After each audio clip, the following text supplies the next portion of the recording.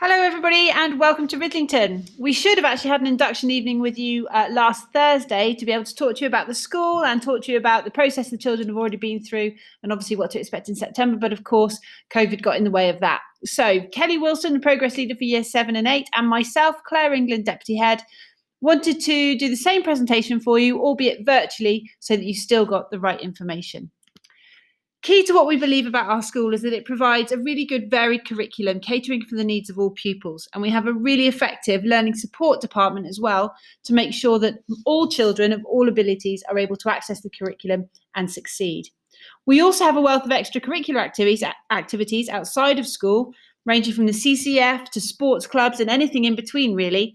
And we believe that we're a very caring school where the behaviour of students is good and continues to improve, and where we think about the individual children and do things for them that can actually allow them to be successful.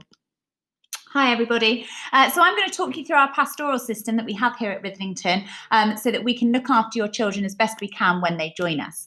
So you'll be aware that your child has joined a tutor group. We have 4 tutor groups in year 7 and this will be their support network for the next 5 years. So registration is held every morning for 10 minutes and is the first statutory registration of the day. And this is really important that your child is on time for school and attends this registration, because if there's any problems, this is when the tutor can deal with them and make sure or calm them down if need be and set them off for a really good day at school. We then have a second tutor time, which is held for 20 minutes just after the Key Stage 3 lunchtime. This is slightly more structured and will have planned activities for the children to take part in, such as Dear Time, which is drop everything and read. And the children do exactly that. So we would encourage that you maybe purchase, or your child finds a really good book that they would like to read over their first term at Writhlington. Other activities that take place during the tutor time are a PSHE booster. So children will be taught PSHE as part of the curriculum in the week. However, we have a short tutor session as well just to top that up, and it will support the work that they've done in class. Another activity is a quiz. We then also do numeracy ninjas to help support and bring their maths on, and we have an assembly. Your child's tutor will be the first point of contact between home and school. So if you experience any initial queries or problems, what we would ask is that you contact the tutor either by calling the school and asking to speak to them, or alternatively you can email just using the teacher's initials, surname @writhlington.org.uk. The tutor will then decide whether they can deal with the problem or whether it needs to be passed up to myself. So as your students or your children may have told you, having visited Writhlington just for an afternoon, that Writhlington is quite a big school. In year 7 alone, there will be as many students as some whole primary schools, which I imagine is a little bit daunting for some of your children, knowing that some of them have come from some very small schools and they may be 1 of 2 or 3 in the year group. There are in fact 1,100 pupils here and 100 plus staff. The contrast, as you can imagine, can be quite daunting. However, they will be part of a tutor group of around 30 students, and this will hopefully remain the same for the next 5 years. So they will really kind of form good relationships with their tutor and the other people in their tutor group, and this will help to support them through their time at Writhlington with us. The tutor groups are a mixture. There are a number of different factors that go into making a tutor group. So we've tried to make sure they're all of mixed ability, both sporting and academic. There is a mix from all primary schools. And again, we take in the boy to girl ratio as well. So they're quite evenly balanced. As I said before, it should become a support network, almost like a mini family for your child. And they should feel comfortable within that tutor group. Your child's tutor will be the guiding influence during their time at school. And as I've already said, your first point of contact. So talking about the school day has changed slightly to last year. So we used to have 5 lessons a day. We've now moved to 6 lessons a day. The lessons are slightly shorter, so they are 15 minutes long. We have tutor time in the morning, as I said, first registration, that lasts for 10 minutes, then period 1, period 2, then break time, which is 20 minutes, period 3, period 4, then Key Stage 3 lunch from 12:30 to 1 o'clock. Then we have lunch for all, which is from 1 o'clock to 1:25, and then Key Stage 3 tutor from 1:30 to 1:45. And during this time, Key Stage 4 and 5 will be on lunch. So we've staggered it slightly just to make sure there's kind of less congestion in the dining hall at lunchtime. And then we have periods 5 and period 6. Whilst we're kind of working over the COVID-19 guidance, the school day is going to be slightly different. So from 8:30 onwards, the children will go straight to their tutoring. Registration will carry on in the tutor bases for the normal times, 8:50 to 9 o'clock. Then we have period 1 and period 2, which are the normal same times. Lesson 3 will be condensed down, and year 7s and 8s will go on to break at 10:40 until 10:55, not until 11 o'clock. Then lesson 4 will go from 11:50 to 12:50. 12:40 to 1 o'clock will be year 7 and 8 in the dining hall. We will then have lunchtime in allocated outdoor spaces or in the tutor room if it's wet. Tutor time will then take place in the tutor base from 1:25 to 1:45, and then we will have lesson 5s and lesson 6. So I've had lots of queries over the past few weeks about Writhlington school uniform. You will be getting some communication from us about this, so please don't panic. They've been working really hard to set up an online system so you can order all the items that you need. And I'm sure you've already watched the video where I went through the uniform items. So generally, children will have a blazer, girls will have a blouse, boys will have a shirt. School skirts for year 7 will be pleated. Pullovers are optional. Trousers must be charcoal grey, please, and no skin tight jeans, leggings, any of that we don't want. Tights must be navy blue or black. Shoes, please make sure you do not waste your money on these fashion style shoes such as Vans or the Clarks ones that have got Velcro and are really a trainer. It must be a polishable shoe that looks smart. Otherwise, I'm afraid we will be calling you and asking you to rectify that for us. A couple of items that we do not allow are nose piercings, and all piercings need to be removed or covered during PE and games. And as for the ears, we just ask for one set of small studs, okay, so that there can be no health and safety issues. Hairstyles as well, no extreme hairstyles are permitted. And if your child is dyeing their hair, it must be a natural colour. So no turning up with pink or blue hair. I'm afraid your child will be put in isolation until, again, that has been rectified. Attendance. So attendance is really important, probably more now so than ever, due to the kind of previous 6 months. If your child is going to be absent from school, that's fine. We appreciate some people get ill. Please just phone and leave a message on the absence line. Your child's attendance will be monitored daily by the tutor and the pastoral staff. And if we become concerned about your child's attendance, you will be contacted. Leave of absence in term time will not be authorised, as I'm sure it wasn't at primary school, unless there are exceptional circumstances. And in order to get this authorised, you will need to request it through the head teacher, Mr. Williams. So looking at this information on the screen now, you can see why attendance is so important. So you might think my child's got 90% attendance, that's really good, but actually that equates to 1 week and 2 days off per term and 4 weeks in the year, which is a lot of learning. Research suggests that 17 missed school days a year equals 1 GCSE grade drop in achievement. So when you put it into perspective like that, you can see why it's so important that we insist on at least 95% attendance from all students. If a student is late to school, sometimes it happens, what they need to do is they just sign in at the main reception. Okay, students who are late to lessons have their names taken by the duty staff and will be issued with a late card. If your child is late 3 times, they will get a hub detention. After school, so I'm aware that some of you may have children who are going to be catching a bus. So the buses leave promptly from the coach park. The children all know where the coach park is. I've spoken about this with them when they came up for their visit this week. And there is always staff out there as well if there's a problem.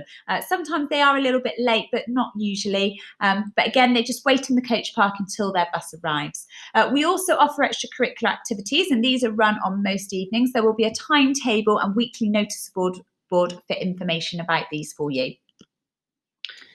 So Writhlington's worked really hard over the last 18 months or so to ensure that we have an ethos of respect around school, and respectful behaviour is what we talk about when we're talking to the children about what they've been doing in class, around the corridors, etc. So we make sure that the children understand exactly what respect is, so that's due regard for the feelings, wishes or rights of others. And we explain to them that the 9 features on the right-hand side are how you can be respectful of other people in your community. And we really do believe that Writhlington is a community of staff, students and parents who need to work together for the best of the children. So being polite, listening well, being helpful, all of these things on the right-hand side are what we expect of the children. And these are the conversations that we will have with them when we are tackling any issues to do with behaviour. It must be noted that we've had a real crackdown on any foul language, and we will continue to do so in the coming year. Any students who are heard to be using foul language around school will be sanctioned accordingly. One of the biggest rules that we have under our headings of being ready, being respectful and being safe is that we ask students to follow instructions at the first time of asking. And actually, under those three headings, ready, respectful, safe, this one rule is top of the priorities under each of those three. The reasons we ask students to do this is not just because we want to get them to do jobs or anything around school. It's because we're a community, we're in this together, and it's because what we do here. We're calling this the Writhlington Way.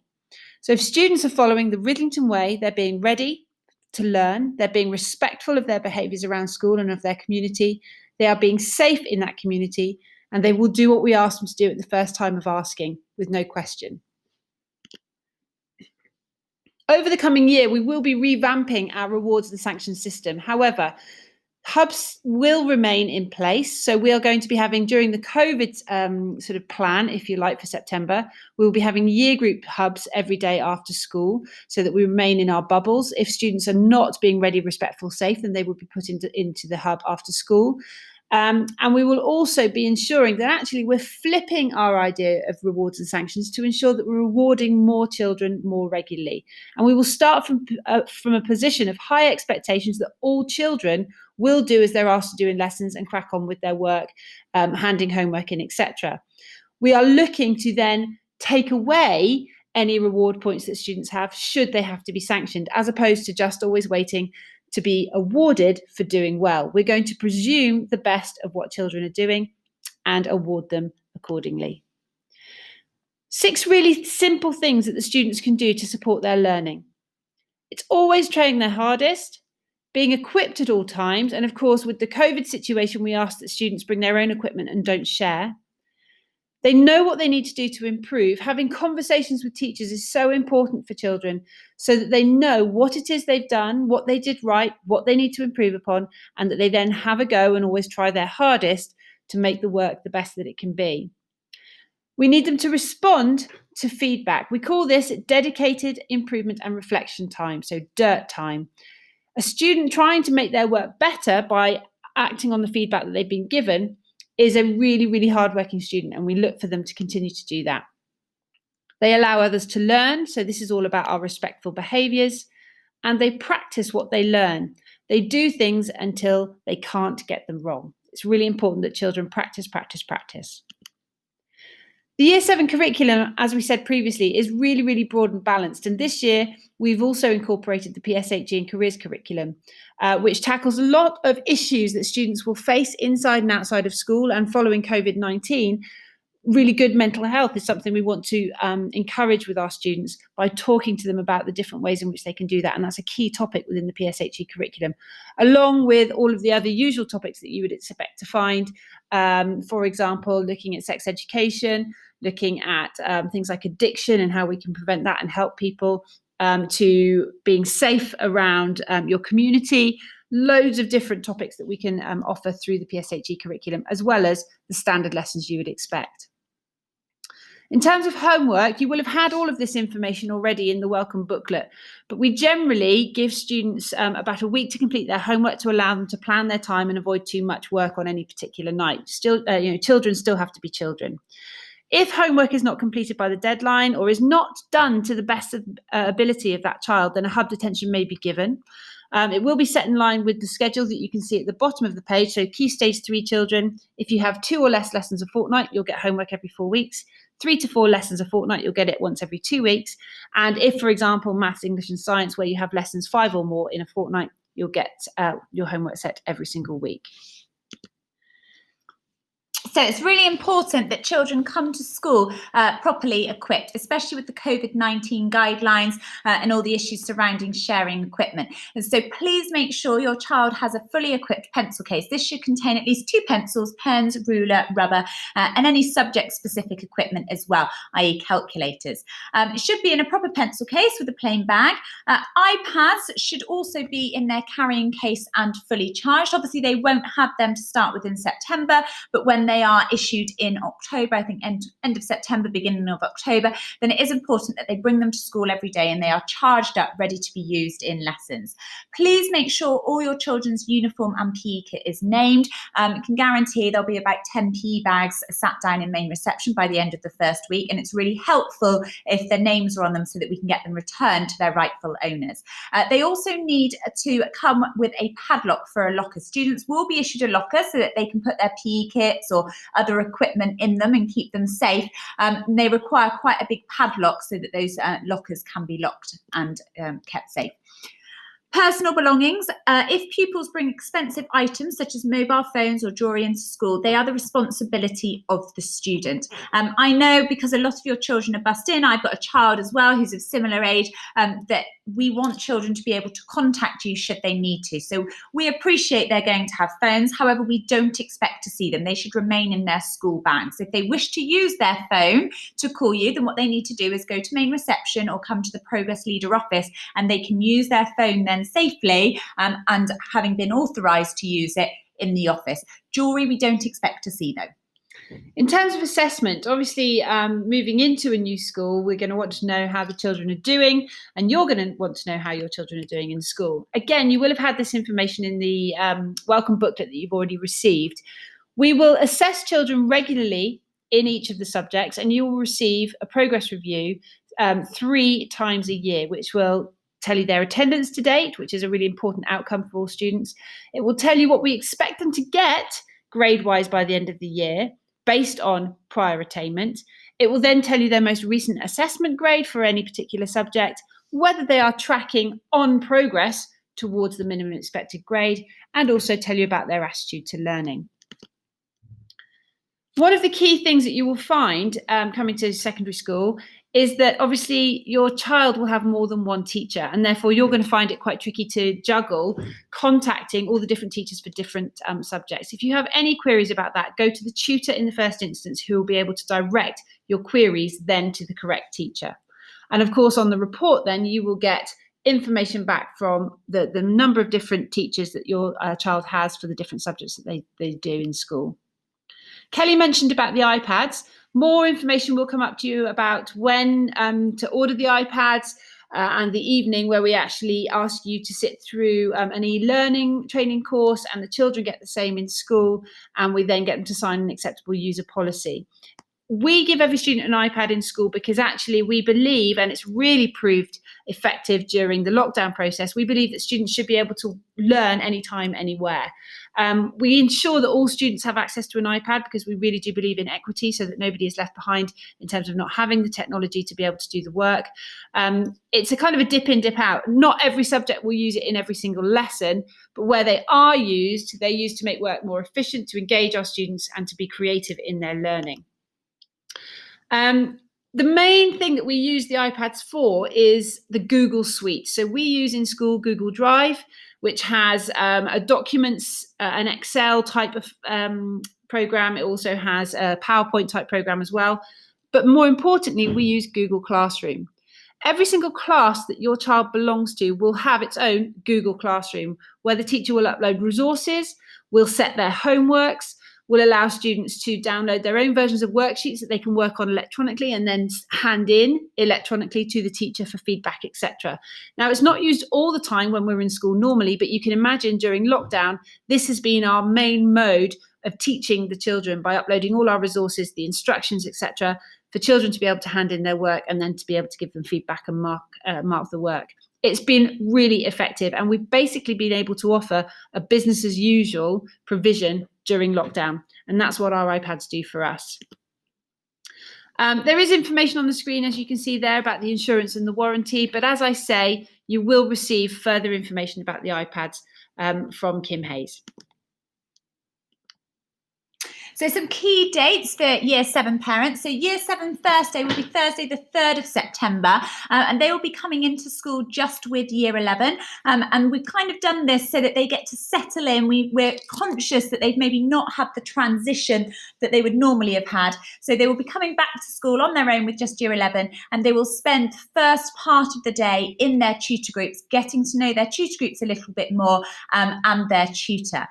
They will then start normal lessons on Friday the 4th of September.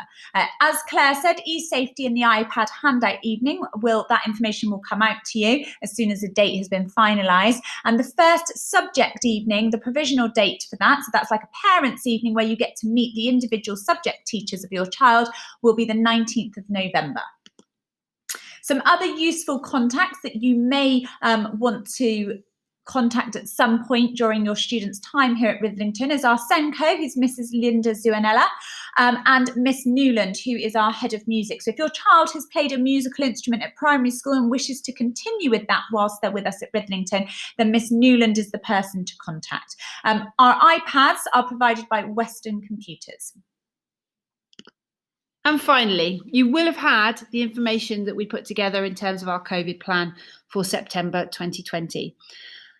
Hand on heart, we hope that these arrangements don't have to last for too long and that we can go back to our business as usual in school to allow the children to move around and to mix, etc., and to get to know the rest of the school community. It's not going to be easy, but we have really put a lot of thought into the planning for September, and we hope that you will support us in making sure that your children start at Writhlington positively.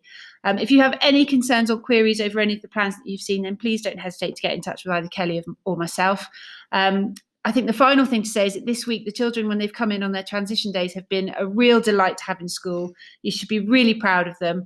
They've come in, they've grabbed the opportunity, they've really started to work together well, and we look forward to working with them and you in September.